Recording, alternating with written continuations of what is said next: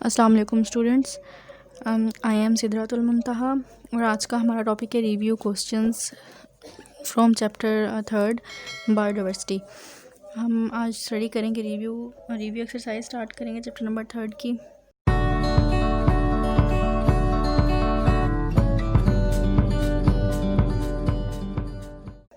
Question number 1 है multiple choice question. First MCQs देखते हैं।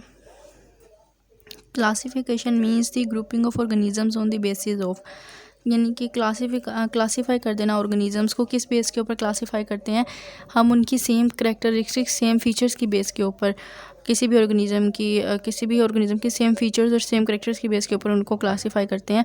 यानी कि काफ़ी सारे ऑर्गेनिजम्स हैं, जब हम उनकी सेम करैक्टर और सेम फीचर्स देखते हैं तो हम उन ऑर्गेनिजम्स को कंबाइन करके ग्रुप की फॉर्म दे देते हैं।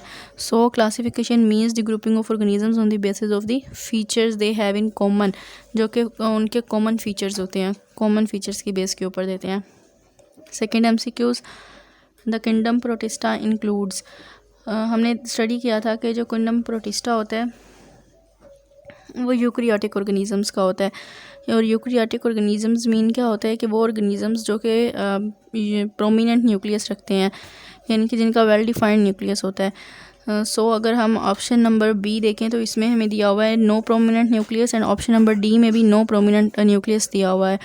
ए और सी को चेक करते हैं कि unicellular and simple multi cellular organisms with the prominent nucleus, and option number C is the true multi cellular organism with the prominent nucleus. So second MCQs का ऑप्शन नंबर ए करेक्ट है। Unicellular होते हैं protista और multi cellular भी होते हैं, और ये प्रोमिनेंट न्यूक्लियस तो रखते ही हैं। MCQs number 3, viruses are not classified in any kingdom. Viruses को क्लासिफाइड नहीं किया गया। क्यों नहीं किया गया? क्योंकि ये ए सेलुलर थे। ए सेलुलर मीन कि इनकी अपनी कोई सेलुलर ऑर्गेनाइजेशन नहीं थी, और सेकंड इनको कोई भी ऑर्गेनिजम्स में अकाउंट नहीं करते कि ये ऑर्गेनिजम्स नहीं होते वायरसेस। सो टू स्मॉल ये भी रॉन्ग है, जेनेटिक्स की बेस ये भी रॉन्ग है, अंडरस्टूड ये भी रॉन्ग है। सो इसका फोर्थ ऑप्शन करेक्ट है कि they are not consider organism, कि इनको कंसीडर ही नहीं किया जाता ऑर्गेनिज्म, इसी वजह से इसको 5 किंगडम में नहीं रखा था। Next MCQs number 4, viruses are assign to the kingdom. Viruses को कौन सा किंगडम असाइन किया था? मोनेरा नहीं किया था, फंजाई भी नहीं, प्रोटिस्टा भी नहीं। वायरसेस को कोई भी किंगडम असाइन नहीं किया था, because of that they are acellular, and second ones they are not considered organisms, कि इनको ऑर्गेनिज्म भी कंसीडर नहीं किया जाता था, इस वजह से इसको किसी भी किंगडम में नहीं रखा था। MCQs number 5, are related group of genera कंप्राइसेस।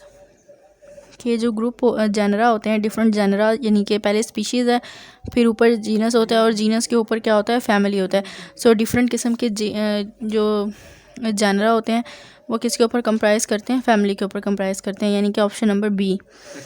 Next है MCQs number 6,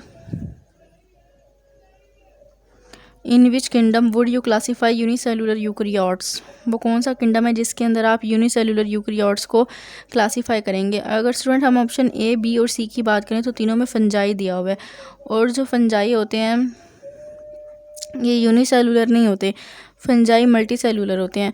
so Protista is the only option जिसके अंदर फंजाई नहीं है, और फंजाई जो होते हैं वो यूनिसेलुलर यूकैरियोट्स रखते हैं, जबकि फंजाई प्रोटिस्टा, और जबकि फंजाई जो होते हैं ये मल्टी सेलुलर होते हैं। नेक्स्ट है एमसीक्यूज नंबर 7, इन बाइनोमियल नोमेनक्लेचर फर्स्ट लेटर हमेशा जेनस का कैपिटलाइज लिखते हैं। हमने स्टडी किया था ना कि बाइनोमियल नोमेनक्लेचर के अंदर कोई भी जब ऑर्गेनिज्म होता है उसको हम नेम देते हैं तो वो टू पोर्शंस के ऊपर कंप्राइज करता है। First is the genus and the other is the species. तो जीनस का हमने बोला था कि जो जीनस होता है उसको हमेशा उसका फर्स्ट लेटर हमेशा कैपिटलाइज लिखते होते हैं। Next MCQs number 8, which of the following sequences show the correct hierarchy of classification.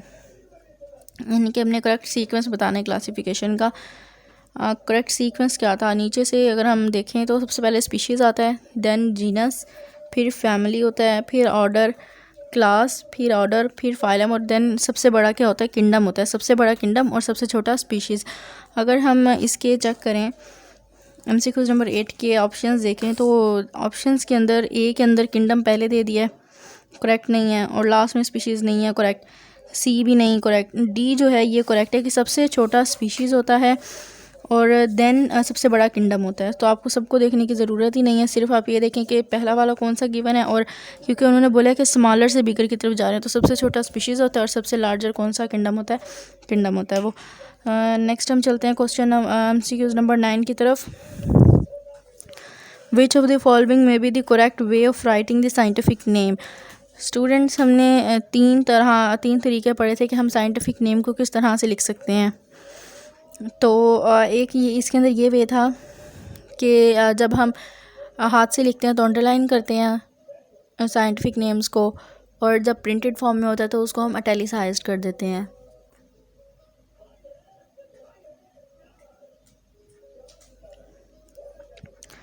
अगर हम इन ऑप्शंस में चेक करें तो बी ऑप्शन तो रॉन्ग है, क्योंकि ये सिंगल वर्ड के ऊपर कंसिस्ट कर रहा है। नेक्स्ट अगर हम ऑप्शन नंबर ए देखें तो इसके अंदर दोनों ऑप्शंस जो हैं कैपिटलाइज्ड हैं, लेकिन हमने क्या पढ़ा था कि जो जीनस नेम होता है सिर्फ वो कैपिटलाइज होता है, ठीक। और हमने थर्ड रूल पढ़ा था कि जब हम हाथ से लिखते हैं तो क्या करते हैं, अंडरलाइन करते हैं, या जब प्रिंट फॉर्म में हो तो इटैलिसाइज होता है। तो इनमें से कोई भी सही नहीं है सिवाय ऑप्शन नंबर डी के, जिसके अंदर हमने देखा था कि हम जो फर्स्ट जीनस होता है उसका एब्रीविएशन यूज़ करते हैं, E coli. So right option is option D, that is E coli. MCQs number 10, a certain organisms is multi cellular adopted for photosynthesis. ठीक, उन्होंने कहा कौन सा ऑर्गेनिज़म है जो कि मल्टी सेलुलर है,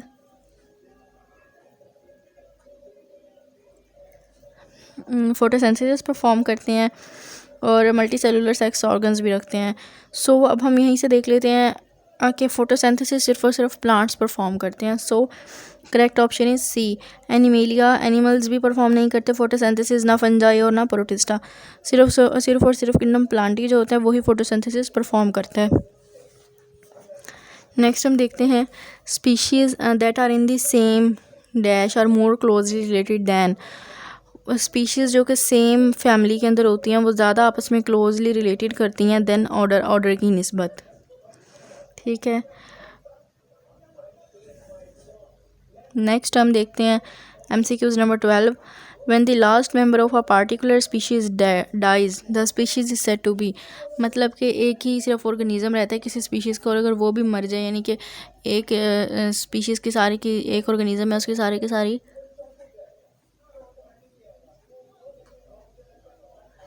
स्पीशीज़ डेड हो जाएं, कोई मतलब उनकी नस्ल बाकी ना रहे, सब कुछ मर जाएं, तो वो क्या हो जाती हैं, एक्सटेंट स्पीशीज़ हो जाती हैं।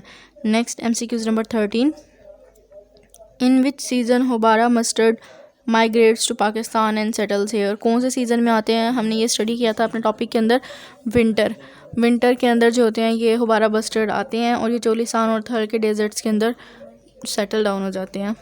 ये थे हमारे सिंपल से MCQs from chapter number 3 biodiversity. Next हम देखते हैं शॉर्ट क्वेश्चंस।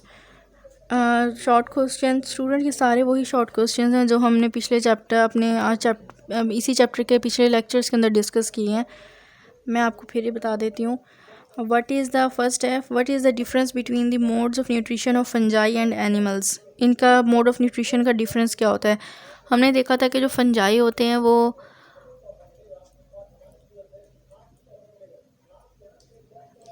फंजाई डिकम्पोजर्स होते हैं,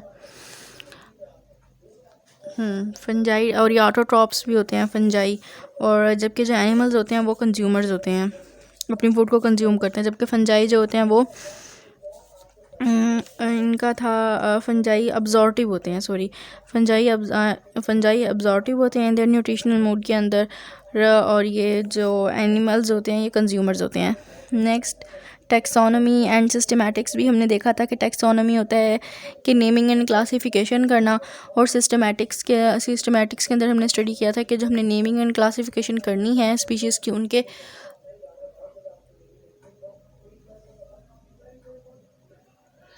उनकी एवोल्यूशनरी हिस्ट्री भी स्टडी करनी है साथ।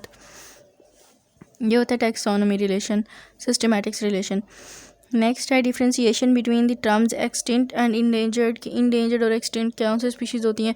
वो स्पीशीज़ ऐसी स्पीशीज़ जिनके ऐसे ऑर्गेनिज़म्स जिनके सारी की सारी स्पीशीज़ ख़त्म हो चुकी हों यानी कि डेड हो चुकी हों, वो क्या कहलाते हैं? एक्सटिंक्ट। और जिनकी अभी कुछ स्पीशीज़ बाकी रहती हों जो अभी सारी ख़त्म नहीं हुई हैं ऐसी स्पीशीज़, तो वो क्या कहलाते हैं? Endangered species.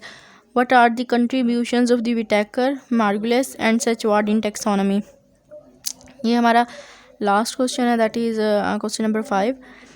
इसके अंदर हम देखते हैं कि रॉबर्ट विटेकर थे। रॉबर्ट विटेकर ने 5 किंगडम सिस्टम की फाइव किंगडम क्लासिफिकेशन सिस्टम पेश किया था और इन्होंने 2 बेसिस रखी थी। एक सेलुलर ऑर्गेनाइजेशन रखी थी कि ऑर्गेनाइजेशन क्या होती है सेल्स की, and second is their mode of nutrition, कि उनका मोड ऑफ न्यूट्रिशन क्या है। जबकि जो उसके फिर कुछ सालों के बाद मार्गुलिस और सचवार्ड्स आए थे, इन्होंने जो रॉबर्ट विटेकर का ही 5 किंगडम के सिस्टम था उसको मॉडिफाई किया था और उसके अंदर एक चेंजिंग लेकर आए थे, दैट वाज जेनेटिक्स। कि उन्होंने एक और बेस भी बनाई थी 5 किंगडम सिस्टम की, वो थी जेनेटिक्स टेक्सोनॉमी के अंदर। स्टूडेंट यही थे 5 शॉर्ट क्वेश्चंस थे, आप इनको भी अच्छी तरह से देख लीजिएगा एग्ज़ाम्स की प्रिपरेशन से पहले।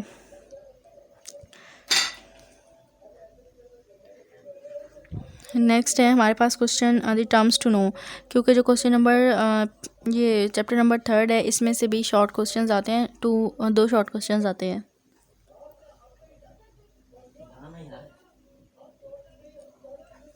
दो शॉर्ट क्वेश्चंस आते हैं 2 मार्क्स के, 4 नंबर के, 4 नंबर के। सो ये टर्म्स भी हम एक दफ़ा देख लेते हैं। ये वही टर्म्स हैं स्टूडेंट्स जो हमने अपने पिछले सारे चैप्टर के अंदर स्टडी की थी इन डिटेल। इनको थोड़ा सा रिव्यू टच देते हैं। सबसे पहले ए सेलुलर और ए सेलुलर टर्म एनिमेलिया, ये भी हमने स्टडी किया था। बाइनोमियल नोमेनक्लेचर क्या होता है, ये बहुत ज़्यादा इंपॉर्टेंट शॉर्ट क्वेश्चन भी है। Binomial nomenclature, biodiversity, classification, conservation, deforestation, endangered species, fauna, flora, fungi, genus, Monera, order, family, phylum, Plantae, prion, ये सारी वही टर्म्स हैं। इनमें से कोई भी टर्म ऐसी नहीं है जो हमने अपने पिछले लेक्चर्स के अंदर स्टडी ना की हो। स्टूडेंट्स ये सारे की सारी वही टर्म्स हैं जो हमने अपने पिछले लेक्चर के अंदर स्टडी की थी और आपकी बुक में भी इजीली अवेलेबल हैं पीछे। ठीक, आप इनको भी एक दफ़ा प्रिपरेशन करते हुए ज़रूर देख लीजिएगा।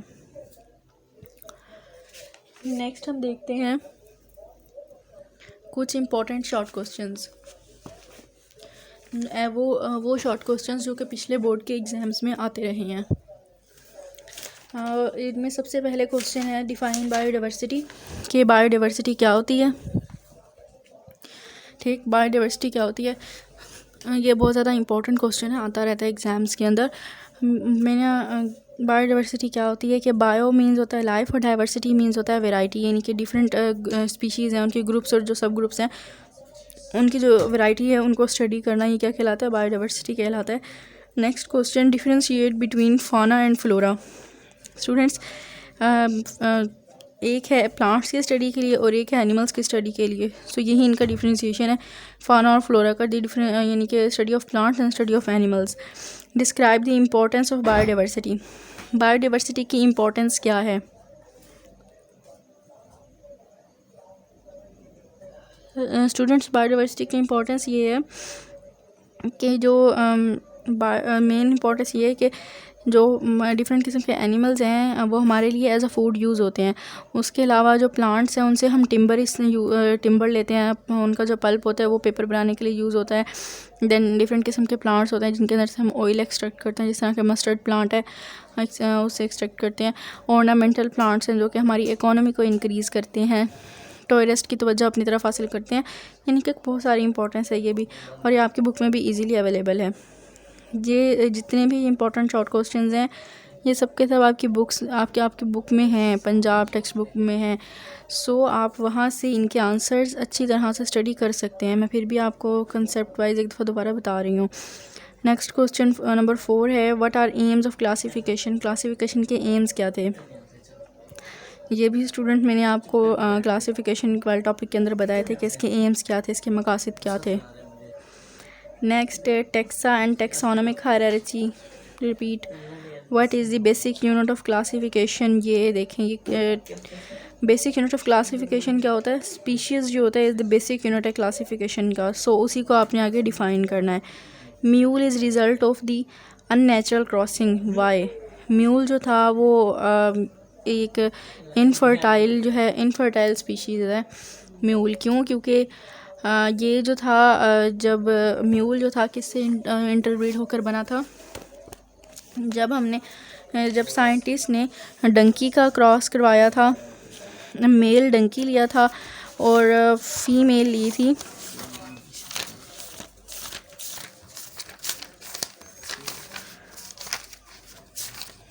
फीमेल हॉर्स, मेल डंकी और फीमेल हॉर्स का क्रॉस कराया था, तो इनफर्टाइल ऑफ स्प्रिंग प्रोड्यूस हुआ था जिसको हमने म्यूल का नाम दिया था। सो हमने क्या कहा कि ये अननेचुरल क्रॉसिंग है। ठीक, वाई क्यों? क्योंकि ये दोनों जो डंकी और जो हॉर्स हैं ये सेम स्पीशीज़ से रिलेशन नहीं रखते हैं, इनकी ये डिफरेंट स्पीशीज़ से ताल्लुक़ रखते हैं। सो जब सेम स्पीशीज़ होती है देन हमारे पास जो फर्टाइल ऑफ स्प्रिंग प्रोड्यूस होता है। अभी ये नेचुरल नहीं है। नेक्स्ट है question number 8, when and how introduced 5 kingdom classification system, कब और किसने इंट्रोड्यूस कराया था? ये पहली दफ़ा रॉबर्ट विटेकर थे। रॉबर्ट विटेकर ने 1867 में रॉबर्ट विटेकर ने 5 किंगडम क्लासिफिकेशन सिस्टम जो था वो इंट्रोड्यूस कराया था। नेक्स्ट है कि ये बेसिस बताएं 5 किंगडम क्लासिफिकेशन सिस्टम की। ये भी मैं आपको एक्सप्लेन किया था, मैंने अभी इस वीडियो में भी आप लोगों को बताया कि 2 तरह की बेसिस थी। एक इन्होंने लिया था cellular organization, levels of cellular organization के यूकैरियोटिक है, प्रोकैरियोटिक हैं, प्रोटिस्ट हैं, क्या हैं। और नेक्स्ट थी इनका मोड ऑफ सेकेंड था इनका मोड ऑफ न्यूट्रिशन। क्या मोड ऑफ न्यूट्रिशन क्या होगा? इधर फोटोसिंथेसिस हैं, ये अब्जॉर्प्शन करते हैं या इंजेक्शन करते हैं। नेक्स्ट हम देखते हैं right the characteristics of kingdom fungi. Kingdom fungi की कैरेक्टरिस्टिक्स।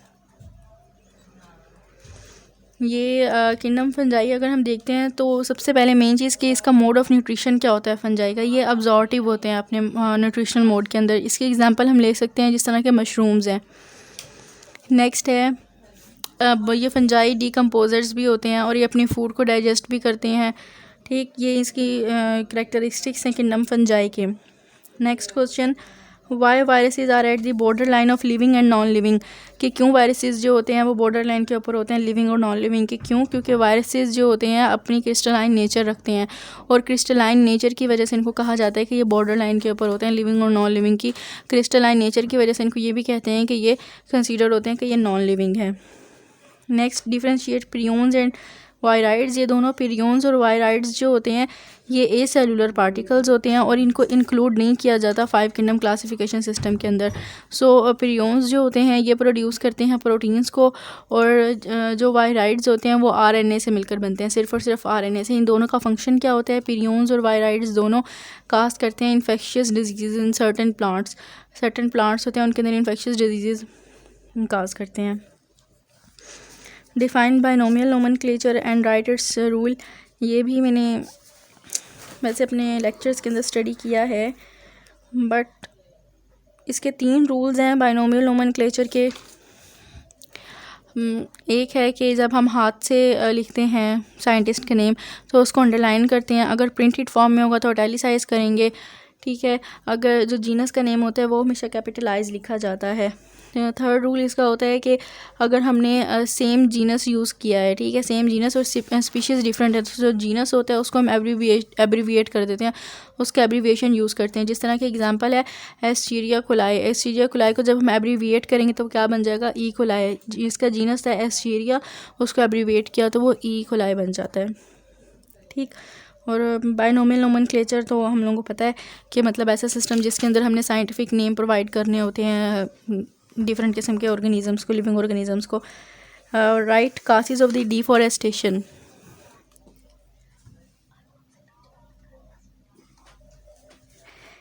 नेक्स्ट हम देखते हैं काजेज़ ऑफ डिफॉरेस्टेशन के। डिफॉरेस्टेशन के काजेज़ क्या थे?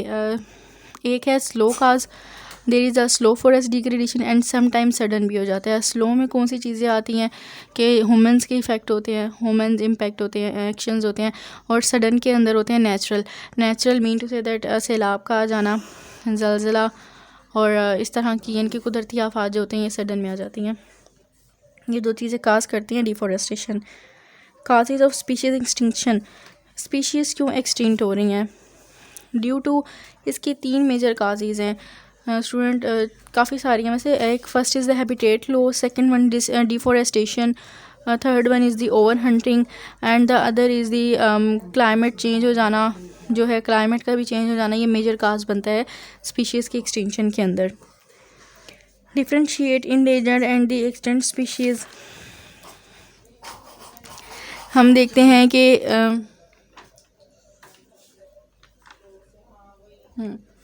इंडेंजर और एक्सटेंट स्पीशीज़ के बारे में देखते हैं कि ऐसी स्पीशीज़ जो कि नो लॉन्गर एग्जिस्ट करती हैं, अभी हमारे इकोसिस्टम के अंदर एग्जिस्ट नहीं करती हैं, वो क्या हो गई हैं, वो एक्सटेंट हो गई हैं। और ऐसी स्पीशीज़ जो कि एट द रिस्क के ऊपर है, कि मतलब कि उनके चांसेस हैं कि ये भी ख़त्म हो जाएंगी, तो वो क्या कहलाती हैं, इंडेंजर्ड स्पीशीज़ कहलाती हैं। नेक्स्ट है do you know about sea star fish, क्या आप सी स्टार फिश के बारे में जानते हैं? यस स्टूडेंट्स, हम इसके बारे में भी जानते हैं कि क्या कि जो सी स्टार फिश होती है ये म्यूसल्स को खाती है। अगर कोई भी सी है उससे हम सी स्टार फिश को रिमूव कर दें उस रीजन से, ओशन के, तो म्यूसल्स क्या होंगे, वो रैपिडली ग्रो करेंगे, क्योंकि सी स्टार थे जो कि म्यूसल्स को खा रहे थे। अगर म्यूसल्स ही हम लोगों ने रिमूव कर दिए तो क्या होगा कि उनकी तादाद बढ़ती जाएगी ना। और जो म्यूसल्स होते हैं जब वो लार्ज नंबर के अंदर प्रोड्यूस हो जाते हैं तो वो क्या करते हैं, स्मॉल एनिमल्स को खाते हैं, जिसकी वजह से जो स्मॉल एनिमल्स होते हैं उनकी लाइफ जो होती है वो डेंजरस बन जाती है, डेंजर में आ जाती है। Describe over hunting, over hunting भी जो है बहुत ज़्यादा, मतलब ये बैन होनी चाहिए ओवर हंटिंग। ओवर हंटिंग जो होती है ये एक सिग्निफिकेंट काज बनती है extinction of hundreds of species का and the endangerment of many more than such as whales, ibex, urial, markhor, मतलब कि ऐसी स्पीशीज़ जो कि हमारे नियर फ्यूचर के अंदर के एक्सटिंक्ट हो जाएंगी, ख़त्म हो जाएंगी ओवर हंटिंग की वजह से, जो है वो बहुत ज़्यादा ख़तरे में हैं उनकी स्पीशीज़ जो है। सो ओवर हंटिंग को बैन होना चाहिए। Right the name of 2 endangered species in Pakistan. First is the Indus dolphin species, next is the Marco Polo ship and third one is the हवारा bustard. वैसे 2 explain किए हैं but book में 3 given है, सो आप तीनों ही देख लें। सो कौन सी हैं, houbara bustard, Marco Polo sheep and the Indus dolphin. Next है लास्ट हमारा शॉर्ट क्वेश्चन है, describe the contribution of Carolus Linnaeus in classification system, कि कार्लियस लाइनस ने क्लासिफिकेशन सिस्टम के अंदर क्या कंट्रीब्यूशन दिया था, कि जो ग्रुप्ड स्पीशीज़ थे according to similar physical characteristics, मतलब इसने स्पीशीज़ को ग्रुप फॉर्म में कर दिया था जिनकी भी फिजिकल करेक्टरिस्टिक्स सेम थी। जाहिर सी बात है कि जो बाइनोमियल नोमेनक्लेचर आया था वो कार्लियस लाइनस ने ही दिया था, ठीक। और इसने ये कारनामा भी सर अंजाम दिया था कि जितने भी ऐसी स्पीशीज़ जिनकी फ़िज़िकल करेक्टरिस्टिक्स सेम थी उनको सेम ग्रुप के अंदर कर दिया था, ठीक है स्टूडेंट्स। ये सारे जो हैं शॉर्ट क्वेश्चन, वो शॉर्ट क्वेश्चन हैं जो कि प्रीवियस बोर्ड एग्ज़ाम्स में आ चुके हैं, बार बार रिपीट हो चुके हैं, ये सब वो क्वेश्चन हैं। सो आप पेपर्स की तैयारी से पहले एक दफ़ा इन शॉर्ट क्वेश्चंस को भी अच्छी तरह से देख लीजिएगा, क्योंकि ये रिपीटेड शॉर्ट क्वेश्चंस हैं और अक्सर क्वेश्चंस रिपीट ही होते हैं।